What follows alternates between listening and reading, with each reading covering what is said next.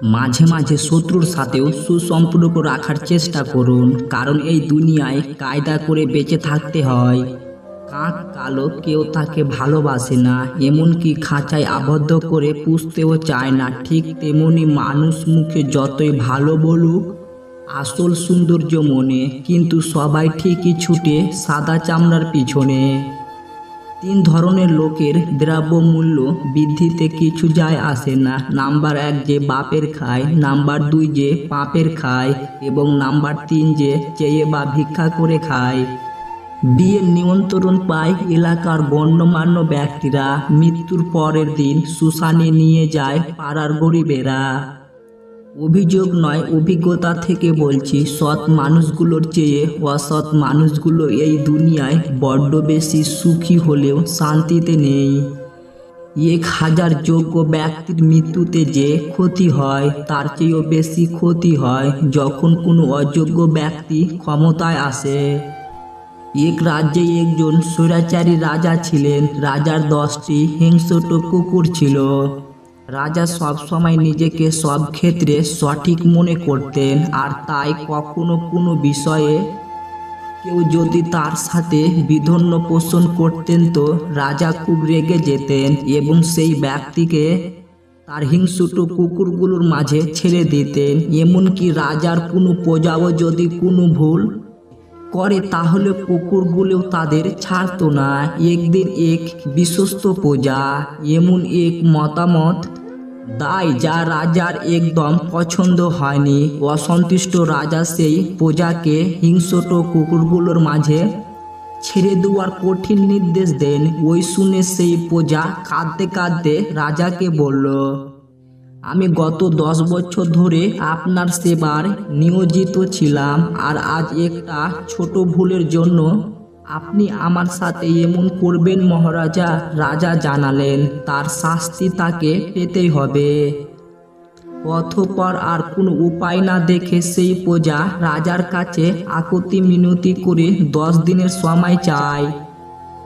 রাজা সেই দিন ব্যস্ত ছিলেন, তাই সাথে সাথে সেই প্রস্তাবে রাজি হলেন। বললেন, ঠিক আছে, তবে 10 দিন পরে তোমার সাজা কার্যকর হবে। সেই 10 দিনের প্রথম দিনই প্রজা গিয়ে হাজির হলো সেই হিংস্র কুকুরগুলো দেখভাল করার ব্যক্তিটির কাছে। সেই ব্যক্তির কাছে গিয়ে প্রজা তার কাজটি 10 দিনের জন্য ফ্রিতে করতে চাইলেন। এমন প্রস্তাবে ওই ব্যক্তি একটু বিরক্ত হলেও তখন ভাবলেন 10 দিন আমি আরামে কাটাতে পারবো, কিন্তু ওই হিংস্র জানোয়ারগুলোকে লালন পালন করতে হবে না, এই ভেবে সে রাজি হয়ে গেলেন। এরপর থেকে সাজা প্রস্তাবের প্রজা হিংস্র কুকুরগুলো সেবা যত্ন করতে শুরু করলেন। সেই সারাটা দিন কুকুরগুলোর পিছনে ব্যয় করত। তাদের খাওয়ানো, চান করানো, শরীর পরিষ্কার করানো, যাবতীয় কাজ নিজের হাতে করতে শুরু করলেন। এইভাবেই 10 দিন কেটে গেল। এই 10 দিন সাজা প্রস্তুত সেই প্রজা রাতের বেলাও অত্যন্ত 2-3 ঘন্টাও ঠিক মতো ঘুমাতেন না। তিনি সারাদিন এদের সেবা যত্ন বিভোর থাকতেন। কখনো কখনো তাদেরকে আদর করে হাত বুলিয়ে দিতেন মাথায়। আর কুকুরগুলো তাদের জীবনে এই 10 দিনের মতো সেবা কখনো পায়নি। সেই প্রজার সময় ফুরিয়ে এলো, তাকে হাজির করা হলো রাজার সামনে। রাজা ততক্ষণ তার হিংস্র কুকুরগুলোকে নির্দেশ দিলেন তারা যেন তাকে কামড়ানো শুরু করে। কিন্তু রাজ দরবারে থাকা সবাইকে অবাক করে দিল, কুকুরগুলো সেই প্রজাকে একটাও কামড় দিল না।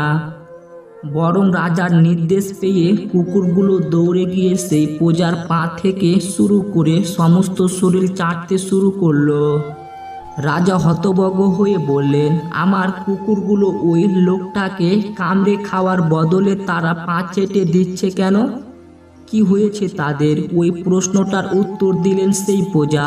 সে বলল, মহারাজা, এই কুকুরগুলোকে আমি 10 দিন নিজের সর্বোচ্চ সেবা দিয়ে লালন পালন করেছি। আমার এই 10 দিনের সেবার কথা তারা ভুলে যায়নি মহারাজা। অথচ 10 বছর ধরে আপনাকে সেবা দেওয়ার পরেও আমার করা প্রথম ভুলের কারণে আপনি সব অবদান ভুলে গেলেন। এই কথা শুনে রাজা নিজেই ভুল উপলব্ধি করতে পারলেন। এরপর সেই প্রজাকে মুক্তি করে দিলেন, তাকে রাজ দরবারের গুরুত্বপূর্ণ পদে বহন করা হলো। বন্ধুরা, আমাদের ব্যক্তিগত জীবনে আত্মীয় স্বজন, পরিবার, এমনকি অফিস আদালতে অনেক অসুস্থ কর্মচারী কর্মকর্তা রয়েছে।